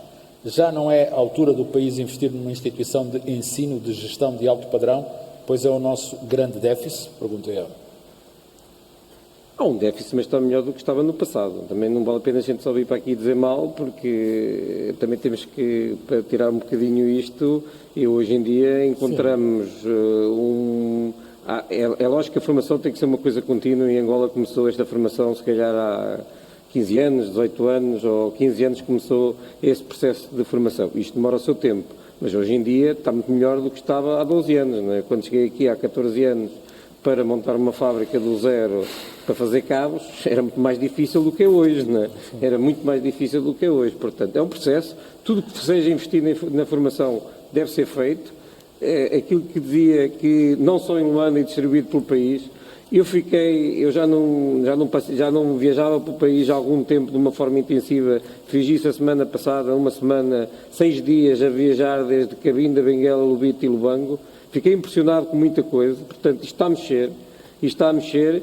Há que deslocalizar as coisas para todos esses sítios, porque para mim Lubango foi uma surpresa brutal, como está a desenvolver-se, porque já não ia ao Lubango há 6 anos. Portanto, fiquei surpreendido. Lubango já tem fila para entrar na cidade. Pronto, não é propriamente aqui a nossa avião, não tive fila, mas já tem fila para entrar na cidade. Portanto, eu fiquei surpreendido com o que é o Lubango há 6 anos atrás e o que é o Lubango hoje. Portanto, há obra a ser feita, as coisas estão a ser feitas, tudo o que seja investir na formação e saúde deve ser feito, porque isso é a base de um país, portanto, formação e saúde tem que ser feito e tudo, e acho que o Governo também está a fazer coisas positivas disto. Também há que alavancar aqui, relançar 4 ou 5 grandes projetos que foram feitos nestes últimos 3 anos na área da saúde. Angola está equipada com 4 grandes hospitais neste momento que foram feitos nestes últimos 4 anos. Nós tivemos o prazer de participar nesses hospitais, nem tudo vem de fora, e veio alguma parte, mas nós também tivemos cá para vender participar. os cabos lá? Alguma coisa. Eu não vendi tudo, mas vendi alguma coisa. Não tinha uma linha de financiamento muito apertada. Tinha, mas a gente controlou a situação. Tinha, mas nós controlámos. Portanto, há obra a ser feita. E tem que continuar, e tudo que seja para investir na formação deve ser feito, como é lógico. O país falta muito ainda, falta muito tempo, mas isto é o normal dos países sim. que estão em crescimento e desenvolvimento, não é? Portugal passou-se o mesmo, hoje é que está a um nível mais ou menos estável, não é? Angola, se calhar daqui a 20 anos, seguramente está muito melhor do que está hoje nessa, se continuar e investir em escolas, não é? E distribuídas pelo país. Eu estou plenamente de acordo que, ok, Luanda ainda continua a ser 70% ou 80% do negócio, mas é importante começar a sair para fora. Mas para isso é preciso que haja ligações, não é? Ninguém pode montar uma fábrica na Lunda Sul quando tem uma dificuldade. O tema transportes ou comunicações, aquilo que seja, é muito importante. Para mim, o grande investimento que na linha férrea devia ter sido feito estruturalmente em Angola, porque isso ia ser o motor de Angola. A linha férrea, não consigo perceber como é que só está de Benguela ou do Lobito para fora e não está para o resto do país. É algo estrutural que mete-me alguma confusão, mais me mete confusão quando se diz que vai investir-se num metro em Luanda, não é? Mais me mete confusão que há um mega projeto para investir em Luanda num metro, que é importante para a gente poder circular melhor, mas para ir daqui a Benguela a gente demora 7 horas de carro ou 8 e podia ir de comboio e está lá em 2 horas e podíamos transportar, este homem a transportar a mercadoria de Benguela para aqui, por comboio, não era muito mais fácil, muito mais barato. Isso é que é a redução de custo, não é? Vocês já repararam que o Rui Pinto é um otimista. Mas depois, na parte final de todas as declarações, mete o ferro. A maneira, se cada um tem a sua maneira de se expressar. É a maneira emotiva. Esta é dirigida aos senhores Diogo Caldas e Décio Catarro. Em Angola, existe a obrigatoriedade legislativa de implementação do HACCP, análise de perigos e controle de pontos críticos, que é importante para a indústria alimentar, em especial, de modo a garantir a qualidade do produto. As ações de fiscalização são efetivas? Pergunta. São muito efetivas. Na verdade, portanto, nós, desde o início, que implementámos o HACCP e mais do que o HACCP, implementámos todos os equipamentos e tudo aquilo que são as nossas fábricas, de acordo com a ISO 22000, que é a norma internacional para a segurança alimentar.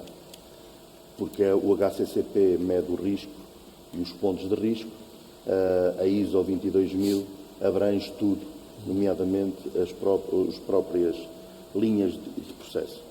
Na verdade, isso é um custo acrescido que as empresas têm para estarem de acordo com essa ISO 22000. Mas é a única forma de garantir essa segurança também. Sim, mas o HACCP pode ser implementado sem linhas de acordo com a ISO 22000. Portanto, isso é uma realidade. A pergunta... É exatamente isso, se existem ações de fiscalização e se são efetivas. A fiscalização é uma realidade neste momento. Penso que a semana passada tivemos uma, quando surgiu, por exemplo, como sabem, nós fizemos a inauguração das refinarias de óleo alimentar há cerca de 2, 3 semanas atrás e transportamos o óleo cru desde os outros países, através de navio e do navio de cisternas para a nossa fábrica, no qual surgiu, e há pouco falávamos nas redes sociais, e eu gostava de frisar aqui um pouco das redes sociais, não é? Frisou-se a questão da rede social como um ponto positivo de melhoria, de informação positiva, mas a rede social também pode servir de uma forma negativista e lançar na opinião pública aquilo que são as realidades ou que são as irrealidades, não é? aquilo que são, ou algumas falsidades. Eu passo a mostrar uma, que era, disseram que estávamos a transportar o óleo cru em cisternas de ferro e que não poderia ser. Portanto, eu quero aqui, neste fórum, que é estas coisas que nós temos de ter algum cuidado em perceber o que é que estamos a falar, okay?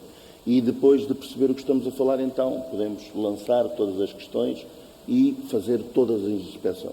Agora, não podemos um óleo cru vai ser transformado, não é? Sim. O navio é um navio em metal, como é que eu não posso usar cisternas? Tem que vir no jerrycan, portanto, em resposta ao objetivo esse HACCP está implementado. E há ações de fiscalização. E a ação de fiscalização é algo que nós estamos constantemente a ser alvos. Se algum elemento da sala quiser colocar uma questão, levante o braço que chega lá ao microfone. E agora vou-lhe dar também a possibilidade de responder esta questão que também era para si, relativamente à análise de perigos e controle de pontos críticos, se em termos ele existe e se há ações de fiscalização efetivas. Sim. Bom, a Refriang, um dos pilares estratégicos é a qualidade e por isso nós desde sempre investimos bastante na qualidade. Nós somos certificados pelo FSC 22000, ou seja, é aqui muito em linha com o ISO 22000, digamos, já uma norma mais atual, neste momento que nós aplicamos, mas também em termos laboratoriais nós temos o ISO 17000 que nos permite que as nossas análises também microbiológicas sejam certificadas por nós da mesma forma que seriam na Europa. Isto permite-nos a nós o quê? Permite-nos dar a maior confiança naquilo que nós produzimos e a confiança aos nossos consumidores e é isto que nós queremos passar e é aquilo que nós queremos produzir. Em termos de fiscalização, um dos pontos que é muitas vezes levantado pela AIBA é a concorrência desleal nesta perspectiva da qualidade. Há pouco falávamos, creio que já não sei quem, mas era na vertente que é feita sempre às mesmas empresas. A fiscalização é feita, é preciso ser mais abrangente. Tem havido um esforço e por parte do Ministério da Indústria e do Comércio para que efetivamente haja aqui mais uma abrangência de outras empresas e de outras indústrias. Tem havido várias fiscalizações e inclusive fechos de fábricas de água. Nós hoje na área das bebidas nós temos mais de 100 fábricas de bebidas e há muitas fábricas de água e para produzir água há vários métodos de produzir água e se nós não tivermos a máxima confiança na água que nós estamos a beber, podemos ter problemas não imediatos, ninguém morre de imediato, mas pode ter problemas de saúde. Pode morrer de imediato. Mas pode também demorar mais tempo. Eu ia mais por aí. Depende da coisa. Agora, o que é necessário, sem dúvida, é garantirmos que o IANOR, que tem os procedimentos concluídos e que existe uma normalização Agora daquilo que tem que ser... É INIC agora. INIC.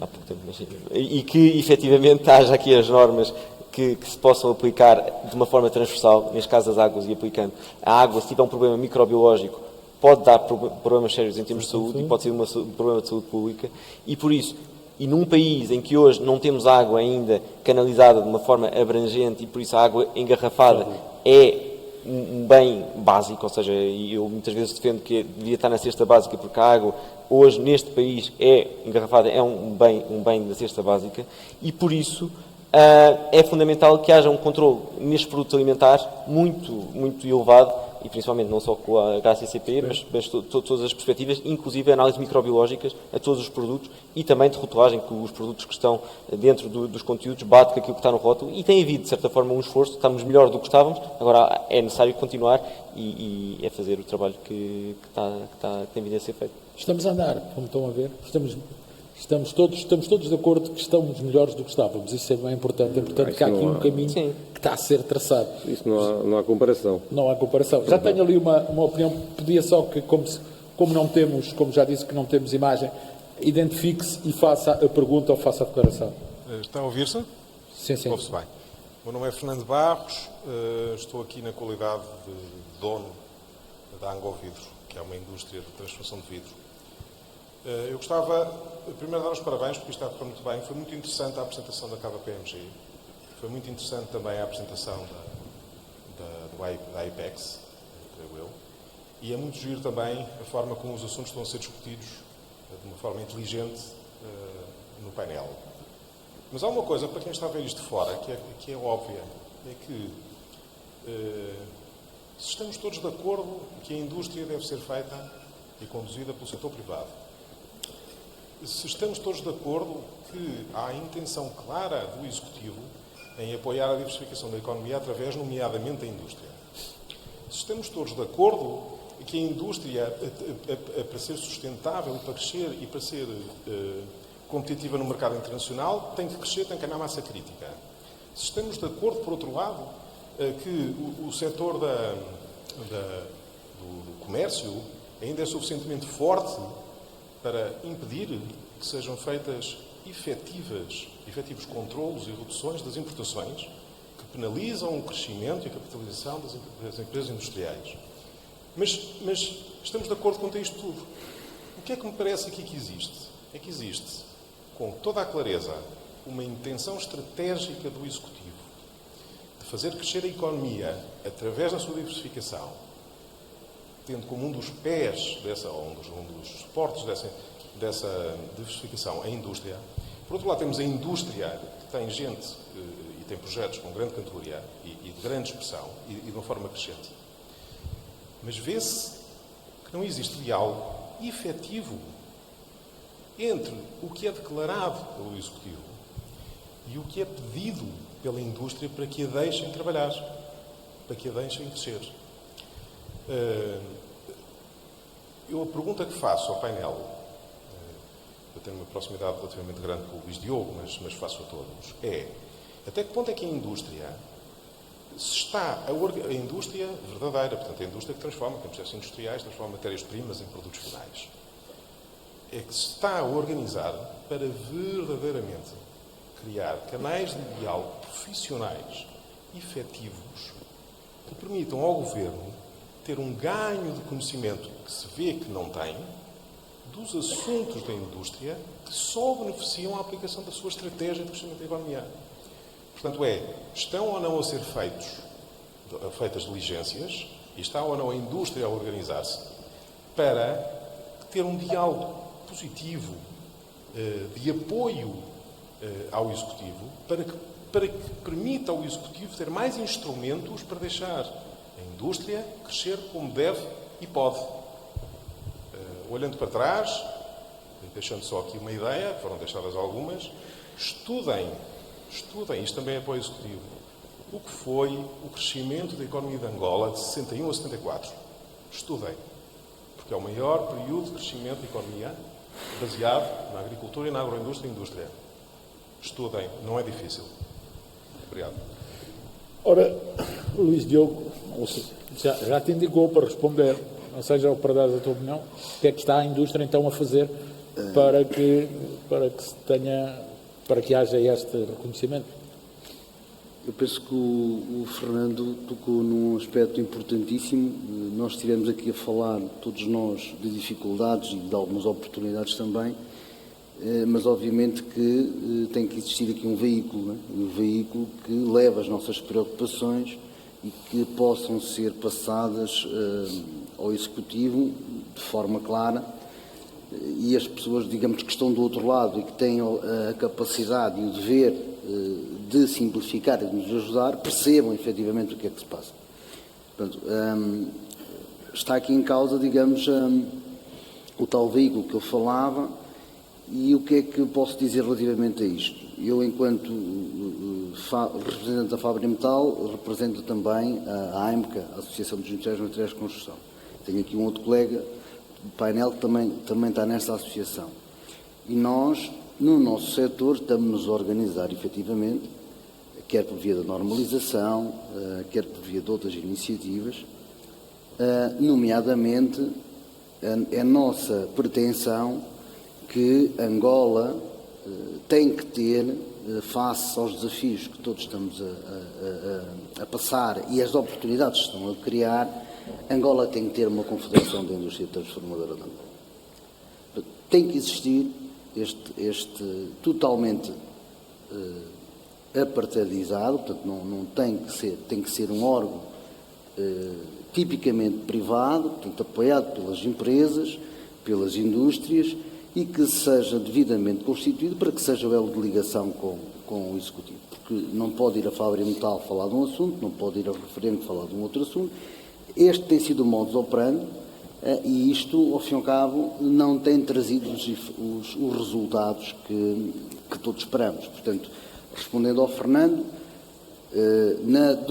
da nossa parte, enquanto AIMCA, nós estamos a iniciar e a desenvolver contactos no sentido de que esta realidade de uma confederação da indústria transformadora de Angola seja efetivamente uma realidade.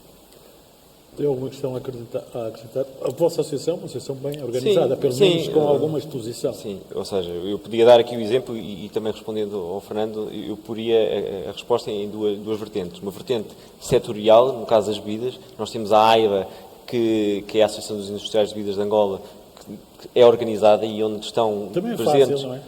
Onde estão presentes os maiores industriais. Há 3 ou 4 empresas que conseguem fazer um volume muito grande de negócio e isso facilita a organização. Não, hoje diferente, ou seja, hoje as indústrias estão muito mais, como estava há pouco a referir, hoje existem mais de 100 fábricas de bebidas. Na associação hoje contamos com aproximadamente 40 associados, 40 membros associados.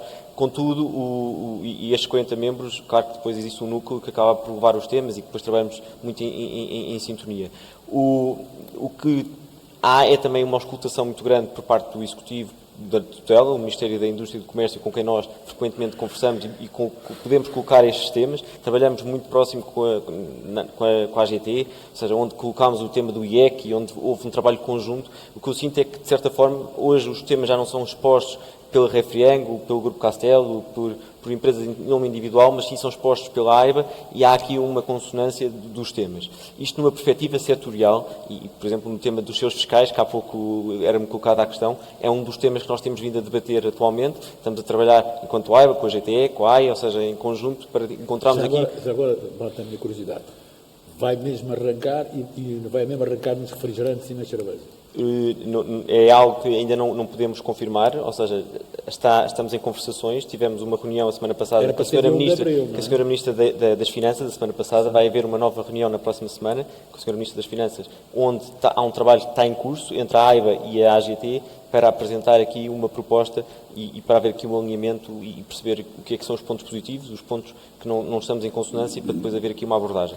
Há uma preocupação grande por parte dos industriais do aumento dos preços nos produtos, por isso é algo preocupante. Da forma como isto se tem de implementar e no mês não é possível a implementação dos seus fiscais, porque é muito curto, considerando aquilo que é necessário, a colocação das codificadoras, a preparação, é necessário, e o que nós propunhamos era o arranque em janeiro, tal como foi o IVA, ou seja, dar aqui algum tempo para os industriais se prepararem, se organizarem e para arrancarem em todos os produtos, com exceção da cerveja, dos refrigerantes e dos RTDs. E só completando aqui a resposta do Fernando, ou seja, numa perspectiva setorial das bebidas, eu acredito que ajuda bastante. Foi algo que foi constituído em 2014 e que ajudou-nos muito a levar os nossos temas e acabamos por ter mais força e os temas são ouvidos de uma outra forma. Agora, numa perspectiva, digamos, aquilo que era a sua questão, do desenvolvimento da indústria como um todo, eu acho que hoje não sinto que haja aqui um órgão pelo menos em que a AIBA ou que nós podemos participar, existe o GTE, existem outros órgãos, eu sei deste tipo de auscultação, mas onde se possam ajudar para o desenvolvimento da indústria, um bocadinho estas perspectivas, quais são aqui as fileiras que têm de ser mais bem desenvolvidas, ou seja, eu acho que há um trabalho que é feito de um determinado nível para cima, mas se calhar não se ouvem os industriais que já cá estão e que se calhar pode ser melhorado e pode ser desenvolvido. Eu acho que é algo que se pode colocar ao Sr. Ministro e ver como é que pode haver essa auscultação de uma forma geral dos industriais que já hoje estão presentes no país e como é que, em conjunto, iriam ser ideias para atrair novos industriais e nas fileiras que são necessárias para o país e para não entrarem nas fileiras que já existem, porque o que acontece e o que eu sinto muitas vezes é que há novos industriais e há novas apostas de industriais que já cá estão, mas em setores que hoje já estão saturados e, como há pouco também falávamos, em onde a capacidade não utilizada já é grande. Por isso estamos a fazer investimento sobre investimento, para depois andarmos todos a concorrer e não estamos a investir e a gastar divisas naquilo que realmente importa e para o desenvolvimento do país. Como os prédios no centro da cidade, não é? Mais ou menos, não é? Já não vale a pena construir mais, que há muitos que já não vão ser habitados, não é? Há aqui uma questão que esta é dirigida para si, porque parece-me que é de Paulo Morgado, mestre em gestão de agronegócio. Ele pergunta quais devem ser as políticas gizadas pelo Governo no que diz respeito à captação de investimentos para a criação de agroindústrias competitivas. Bom, eu penso que há aqui algo que não falámos ainda hoje, ou falámos de uma forma mais encapotada, mas tem que ser diretamente tratada, que é o seguinte. O paradigma da governação, o paradigma da industrialização de um país, okay? E nomeadamente de Angola, acho que alterou, não sei se, penso que já todos percebemos, não é? Sim, sim.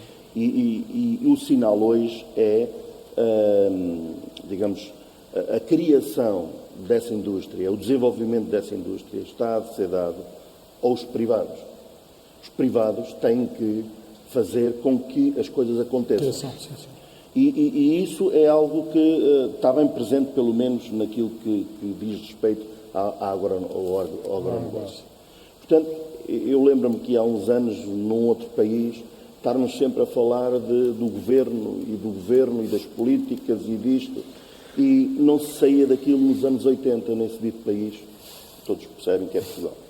E, passado um tempo, começou-se a perceber que a iniciativa privada era algo que aí sim teria que desequilibrar e não estarmos dependente daquilo que são essas tais políticas. E, portanto, nós não podemos estar à espera que o Executivo nos venha ensinar ou dizer aquilo que temos que fazer e qual é a estrada, se é para a esquerda, se é em frente, se é para a direita, que temos que ir. Esqueçamos. Se nós pensarmos assim e quem estiver a pensar assim, Angola está liquidado. Okay? Portanto, a nossa perspectiva é, e em resposta, nós estamos num ambiente e estamos num fórum indústria em que, na perspectiva agroindustrial onde eu, digamos, atuo, é uma questão de B2B, business to business. E, portanto, quem tem fazendas, quem tem a vontade de fazer alguma coisa para ser transformado nas indústrias, ou a indústria que necessita de essa matéria-prima, tem que procurar o seu parceiro e tem que fomentar, da parte da indústria, esse desenvolvimento e da parte da agricultura também procurar o seu próprio parceiro. Hoje, só para perceberem um exemplo, já alguém nesta sala veio ter connosco e, de uma forma aberta, que estão a fazer umas moagens, de uma forma aberta a perceber como é que vamos fazer isto em conjunto, porque nós somos menores, mas todos em grupo podemos fazer essa transformação. Esse é o tal aspecto importante das pequenas e médias empresas, que quem está um pouco ou tem maior dimensão tem que dar, tem que... Eu, quando falava no início deste fórum, relativamente à integração vertical, não é integração vertical na carrinho, numa empresa só. A integração vertical nessa mesma empresa só acontece porque não há alternativa ao lado, conforme já falámos aqui. No dia, como dizia o Diogo, no dia que eu tiver uma empresa de transportes de distribuição capaz de me alimentar, ou oficinas de eletrónica e automação que me consigam fomentar ou ajudar nas minhas fábricas, eu deixo logo imediatamente para essas empresas. Agora, a entidade privada tem que ter a capacidade de se juntar e mobilizar e perceber como é que isso tem que acontecer, em todas as vertentes. E, portanto, é esta a minha lógica. Luís Diogo, deixe-me só perguntar também esta questão daquilo que são o apoio das maiores indústrias àquilo que são pequenas e médias empresas que surgem. Enfim, não lhe vou dizer que as grandes empresas têm que ter uma função social, não é isso que eu estou a dizer. Estou a dizer que há aqui uma responsabilidade também destas grandes... A forma como atuam no mercado, a forma como se abastecem, a forma como vendem. Há aqui também um papel importante. Estamos aqui perante 4 empresas de dimensão. Efetivamente, é um aspecto muito importante. Eu acredito, aliás, faço disso, no meu caso particular, o dia-a-dia, que nós temos que apoiar as entidades que estão, digamos, ajudando de nós. E isto faz-se de variedíssimas formas. No nosso caso particular, nós fizemos por um lado porque queríamos estar em conformidade com a lei fiscal, porque eu não, e por outro lado, porque preciso de matéria-prima todos os dias para poder produzir, e não tive outra forma senão saltar a barricada, deixar, por exemplo, eliminar recebimento de pagamentos em dinheiro, tudo o que era movimentações em dinheiro acabou, e ter que passar isto para o outro lado, e as pessoas passarem a perceber que tinham que ter fatura, tinham que se constituir, tinham que abrir conta no banco, e nós tivemos que ajudar a fazer isso. Porque não tínhamos como. Se não ajudássemos, não teríamos certamente a fábrica a funcionar. Portanto, hoje, a nossa rede, por exemplo, ao nível dos fornecedores, eu dizia há pouco que nós recebemos cerca de 500 toneladas de sucata por dia, nós devemos ter 50, 60 fornecedores diários. E são pessoas que hoje têm um rendimento, que antes não tinham. Portanto, são pessoas que hoje pagam impostos, antes não pagavam. Portanto, eu digo isto no lado do abastecimento de matéria-prima, mas também no lado da revenda, porque nós também temos muitos revendedores, quer nas províncias, quer aqui em Luanda. Portanto, e esses revendedores sabem que se vêm comprar a Fábrica Metal, uma coisa é certa, tem a faturinha com IVA, isso não tem como. Portanto, não sai dali produto sem estar devidamente etiquetado, sem cumprir aquilo que está nas normas. Isto, de certa forma, incentiva também a que eles possam refazer ou fazer o seu negócio de uma forma legal. Portanto, eu acho que não é uma questão de responsabilidade social, não. Eu penso que é uma obrigação de todos nós, se queremos ter o nosso negócio a funcionar, não é? Sim, senhora. Eu não sei se tem noção, mas são praticamente 13 horas, não é? Estamos a chegar a esta parte final. Eu queria, em primeiro lugar, também agradecer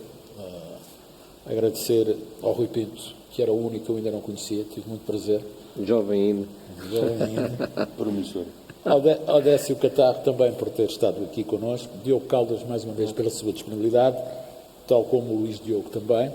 Agradecer, obviamente, ao Fernando Mascarenhas, que fez aqui essa apresentação em nome da KPMG, o Jorge Pinto, que embora não fosse o primeiro convocado, acabou por entrar a suplente, mas portou-se brilhantemente. Obrigado por ter estado presente, da Apex.